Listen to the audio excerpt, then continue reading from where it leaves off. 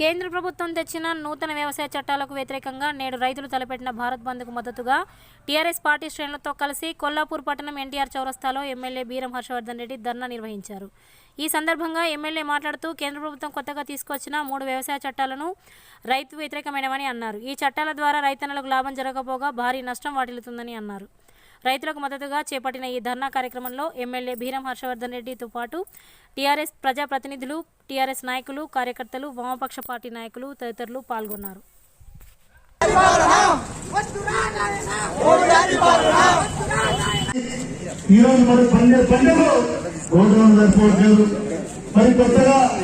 వ్యవసాయ శాఖ మంత్రులు మన నియోజకవర్గంతో పాటు బయట కూడా అత్యధికంగా గోడౌన్ల నిర్మాణం చేస్తున్నటువంటి ఘనత టీఆర్ఎస్ పార్టీ కూడా మీకు ఈ సందర్భంగా చెప్తా ఉన్నాను.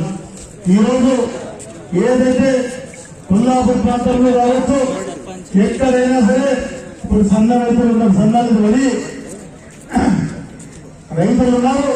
వారు మీరు ఎవరు ఆందోళన చెందగలి మీకు ధర ఎక్కించి ఇవ్వాలని ముఖ్యమంత్రి గారు ప్రయత్నం చేస్తా ఉంటే బీజేపీ ప్రభుత్వం చెప్తా ఉంది, మీరు కనుక 1886 కన్నా కొంచెం ఎక్కిస్తే మేము కొనుగోలు చేయబోవు మద్దతు ధర ఇవ్వమని చెప్పి బీజేపీ ప్రభుత్వం రైతాంగాన్ని మోసం చేస్తుందని చెప్తా ఉన్నాను.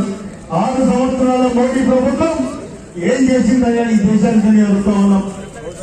ఎంతమందికి ఉద్యోగాలు ఇచ్చింది, ఎన్ని అభివృద్ధి కార్యక్రమాలు చేసింది, ఎన్ని సంక్షేమ కార్యక్రమాలు చేసిందని అడుగుతా ఉన్నారు.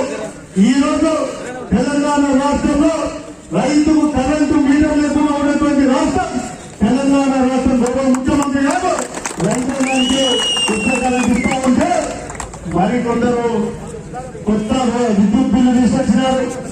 మరి మన పంపు సెట్లకు మోటార్లు మీటర్లు పెడతారట, మన మోటార్లు పనిచేయకుండా ఉండాలంట. మరి తెలంగాణ వచ్చినాక ఈరోజు ఎక్కడైనా రైతులు కరెంటు పోతుందా అని చెప్పి అడుగుతా ఉన్నాను. ఎక్కడ కరెంటు పోతలేదు. ఈరోజు కరెంటు పోతే ఒక వార్త, మరి 24 గంటల కరెంటు, నీళ్లు, రైతుకు రైతు బీమా, ఎల్ఐసితో మాట్లాడి ముఖ్యమంత్రి గారు రైతు బీమా ప్రతి ఒక్క రైతుకు రైతు బీమా ఇచ్చినట్టు ఘనత గౌరవ ముఖ్యమంత్రి గారికి చెప్తున్నా. ఇన్ని అభివృద్ధి కార్యక్రమాలు ఇంత రైతు స్వచ్ఛమైన ముఖ్యమంత్రి గారు ఈ బీజేపీ ప్రభుత్వం తీసుకొచ్చినటువంటి 20 వ్యవసాయ బిల్లు మరి పార్లమెంట్ లో ఏ విధంగా ఆమోదించుకున్నారో మీకు కూడా తెలిసిన విషయాన్ని కూడా ఒకసారి చెప్తా ఉన్నాను. మరి రైతుకు మద్దతు ధర లేదు, కార్పొరేట్ చేతులకు వ్యవసాయం పోతుంది. మరి రైతుకి ఈరోజు మార్కెట్ యార్డులో కొనే పరిస్థితి ఉంది.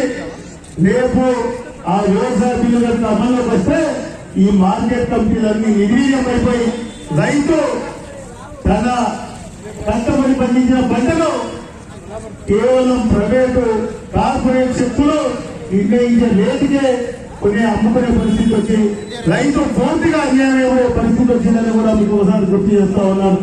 మరి మద్దతు లేని బిల్లు, నియంత్రణ లేనటువంటి ఇలాంటి వ్యవసాయ బిల్లు